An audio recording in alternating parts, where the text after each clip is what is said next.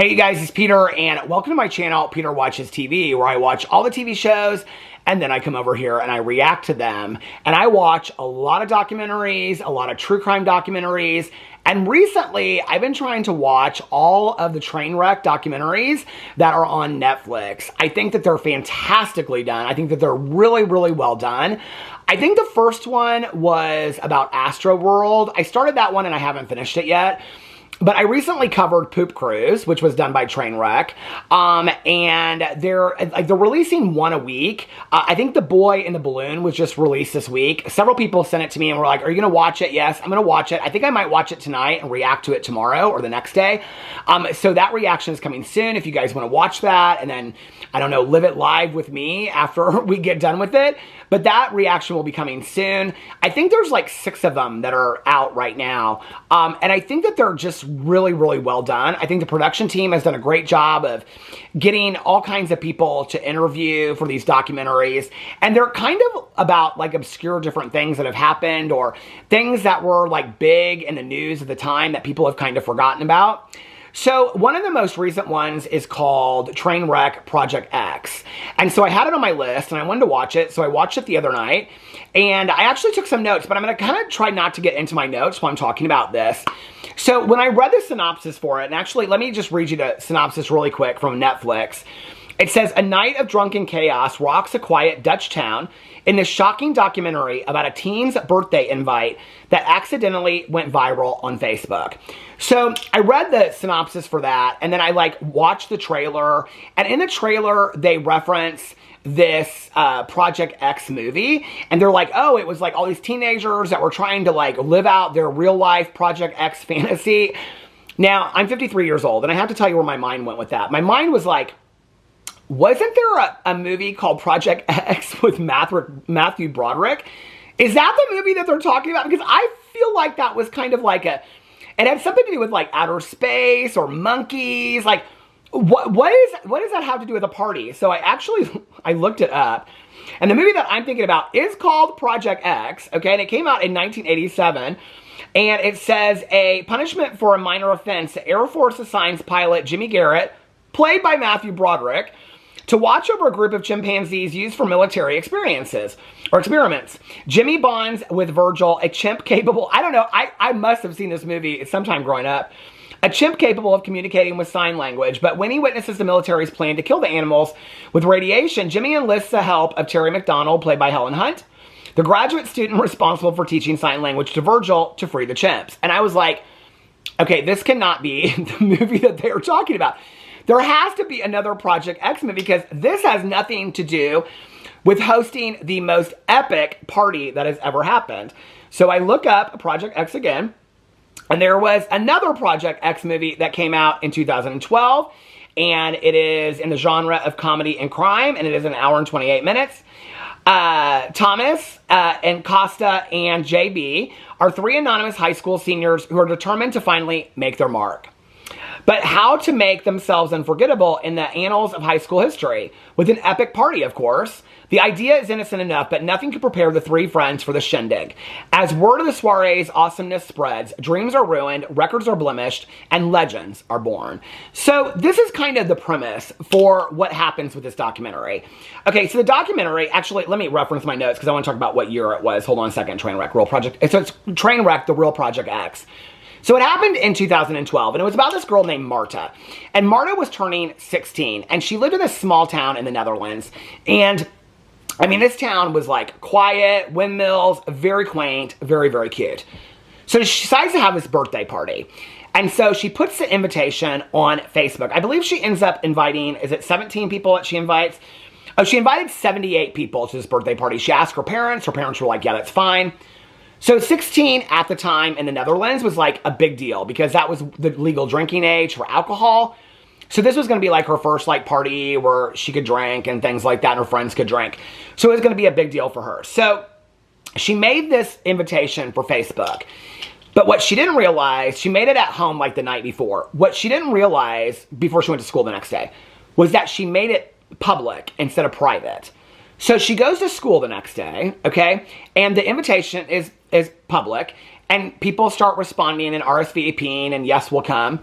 And this one guy gets like tagged in it. Like somebody shares it because it's a public invite. And he's kind of a jokester. And so he's like, oh, well, let's add all these other people to it. So he goes in and he starts inviting all of these other people, these random people. And so Marta explains, so in the documentary, they interview Marta, whose like birthday it was. They interview several other people that had to do with getting the party to the size. They interviewed a councilwoman. They interviewed several people, like neighbors that live next to Marta and her family and things like that. So, anyway, so throughout the day, okay, they keep on, like more and more people get added to this public invite list. And Marta even says, like, nobody was really paying attention in class. Like, everybody was watching this invite list. And by the end of the day, I think it had something like, I wrote it down, something like 4,000. But now there were like 3,000 people by the middle of the day. And by the end of the day, there was like 3,000 to 4,000 people, okay, that were going to crash this party. And she was totally freaked out by it. So she could not take down the invite or turn it to private on her phone. So she had to wait until she went home, okay? So and she's like, the teachers, the students, everybody was watching this like go out of control. So she goes home and she deletes the invite and she says the party is not happening, okay? But at that time, it had grown so substantially. I had all the numbers written down here. I wrote all the numbers. At that time, it had like grown so substantially that people in other towns had heard of it, right? Well, there was this guy, and he called the Project X movie. This is why the Project X movie is important. The greatest party movie that had ever occurred. So he thought it would be funny. Her invitation goes down. He thought it would be funny to make a mock invitation and still, like, put up an invitation for this birthday party for Marta at her house. Okay, like a surprise party. So he puts it up. He puts the invitation up. And by the time, like, it goes through a couple days or whatever, I think he ended up having something like 36,000 people that had responded that were going to show up to this party. At this point, Marta and her family are contacting the police. They're talking to the neighbors. They're very, very worried that people are going to show up here because they're really referencing this Project X movie, which in the movie, they show clips of it. Like the house is burned down, the neighborhood is destroyed, there's looting, all this stuff happens. So they're really afraid this is going to happen to their neighborhood. So they go in there and they're trying to contact people. So finally, Marta's father calls this guy. She finds him from like the administrator on the group. And her father calls this guy. And I thought rather willingly, he like took down his invitation like immediately. But like 2 minutes later, a copy invitation goes up from somebody that nobody knows who this is. And that invitation ended up getting, I think it was 350,000 invites, okay? That they were all coming to Marta's birthday party in this small town. It was like, now it's like, let's surprise Marta with the 16th birthday party at her house. 350,000 people, okay? So at this point, they're contacting the mayor, they're contacting the police. The police, like all of them are kind of taking it lightly. They're like, no, let's just put up like these social media messages and we'll just tell them there's no party and that'll be enough. Well, it wasn't. And the mayor refused to do anything. This one woman that was on like the council board, she like went to him and said, you have to do something about this. The mayor refused to do anything. The mayor was like, we don't need to worry about this. We have police officers. They said they had 300 police officers, but it ended up being like 10 police officers that they had, okay?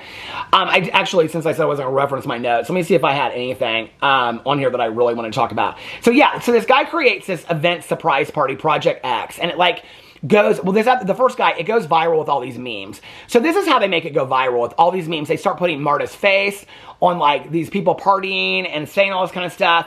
And so then they start contacting the police and the mayor. The mayor wouldn't take it seriously. And so they're all kind of preparing for like all these people. They don't know if it's going to happen or people are going to show up or if it's like they have no clue, right? But the mayor and the police are pretty convinced that nothing's going to happen. The police do show up at her house and they're like, just in case. But it's like 10 police in this very small, quiet town. Well, Marta's like, I'm not, like when the party, so people start lingering around, coming into town, buying a lot of alcohol at the grocery stores and stuff. So she's like, okay, this is going to be kind of something big. So she decides not to stay at her house, and she goes to another town and goes to her aunt's house. Her dad stays at the house to kind of protect the house and make sure it's okay. So Marta leaves. Well, over the course of the next couple hours when the party starts, I mean, I don't know how many people they said finally ended up showing up there, but there were literally thousands. I mean, people were walking in on the streets. I mean, the entire street was just absolutely packed. Well, the police are standing guard on one side and the partygoers on the other side, and the party's never really getting started because what they want is they want to go inside the house because the Project X party happened inside the house. It happened in the pool. There's not even a pool at Marta's house, but they want to go inside the house. Like, they want to wreck the house. That's what they want to do because they're all trying to imitate this Project X to make it like a real Project X. There's also these YouTubers at that point that are these Dutch YouTubers that had like a very small channel at that time. Their channel, they were doing, all they were there for was just to film footage of what was going on.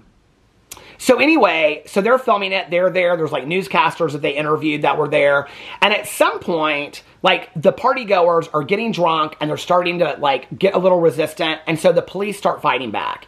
Well, the police don't have enough power to fight back because there's only like 10 or 20 of them. And so all of a sudden this rioting begins. And rocks are thrown on cars and fires are set and signs are taken down. I mean, it's massive what happens in a small little street. Which, by the way, the very next day they cleaned up in like 3 hours. I was blown away. They showed the street the next day and they're like, and everybody cleaned it up. I mean, not the partygoers, but the people in the neighborhood. They're looting grocery stores. So while they're looting grocery stores, the YouTubers are filming all of it at the same time. So then the people that are looting are like, they're filming us, so they try to attack these YouTubers. The YouTubers get away with basically their card, the memory card that has the footage on there. They post it that night and it goes viral. I mean, like, the YouTube video it puts them on the map, it goes viral. But people start tagging the people that were looting in the Facebook posts and things like that. So there ended up being like 100 arrests that happened from this footage and other like news footage where people were identified because people started tagging people on YouTube and things like that. So yeah, at the end, it was 100 people were arrested, and the mayor was basically forced to resign because he wouldn't do anything that they were told to do, or that he was told to do. Any of the recommendations he was giving, he's like, no, it's not gonna be bad or whatever. I think what really made this story for me, in all honesty, I mean, it was crazy. It really wasn't that crazy. Like, it got completely out of control. I felt really bad for the neighbors. I felt really bad for the town, but they recovered rather quickly. Marta was what made this story for me, okay? Because at the very end, like, Marta, like, her friends that she met at the beginning were like, yeah, Marta was a lot of fun. We really liked her. I think they played basketball or volleyball together. Like, everybody really liked Marta. Like, at a party years later, the guy that made the fake invitation, like, they met, and he's like, oh, you're Marta. And she's like, yeah, you're the guy. And, like, she just seems so easygoing. She doesn't like to go home a lot, which totally makes sense. I get that. But at the very end of it, she says, you know, she's like, I like parties. She's like, if it wasn't a party, like, at my house, I probably would have shown up. I think that it's so interesting because I think this documentary really shows like that period in time. And there was so much video footage. There was so much video footage of, like, from the newscasters to the YouTubers to people that were just filming stuff on the street, that you really got a sense of what it was like. And number one. Number two, I had never heard of this story before. I had never heard of the movie Project X. I know I'm old, but I watch a lot of movies. So I was kind of surprised I had never heard of this movie. Has anybody seen this movie? Do I need to see it? I mean, is it really that good of a movie? I talked about it on my vlog yesterday. I have a vlog channel where I vlog every single day. Peter Vlogs. If you like just somebody rambling, talking about TV shows, movies, books, what's going on in their life, go over, check out Peter Vlogs. Peter Vlogs. But anyway, I was talking about it and somebody said they loved that movie because I had like referenced it. I've never heard of that movie, but should I watch it? Let me know if I should watch it. Should I watch it and then compare it to this? Oh, that might be a good video. I don't know. But anyway, I had never heard of this story before. So that was kind of like fun to go into it, watching. I feel bad for what happened. I feel bad for her family. I feel bad for the neighbors in the town. A lot of people got really hurt. At one point, the news coverage said that 2 young ladies had passed away. They found that out not to be true, that they had gotten like stuck under a car or something. They found that that was not true. There weren't like tons and tons of injuries and stuff that happened from it, but it still was like a horrible situation that happened. But it was interesting because I didn't know anything about it. So I would highly recommend it. I would highly recommend any of the Trainwreck documentaries. I'll be honest with you. I really like documentary series, like when they're 3 and 4. Like yesterday, I watched Amy Bradley is Missing, and I did my my reaction to that yesterday. I love a documentary that you can sink your teeth into and watch over 3 or 4 hours. But these Trainwreck documentaries on Netflix are conclusive and fantastically done. And many times, like, I think what really makes them fantastic is whoever is producing these are fantastic interviewers, because in every documentary that I watch, they pull like emotionality and humor and the personality out of the people that they're interviewing. And those are the people that are really making the documentaries. I mean, like Marta really, and the people that went to the party, the people that arranged the party, I mean, they're really the ones that make the documentary. And that really says a lot about the people that are interviewing them. I think the Trainwreck documentaries are fantastic. So I will be reacting to every single one of them over here. And tonight I will probably watch The Boy in the Balloon and react to that tomorrow or Saturday. So anyway, let me know what you thought about The Real Project X, Trainwreck, The Real Project X in the comment section below. I love you guys, and I will see you tomorrow.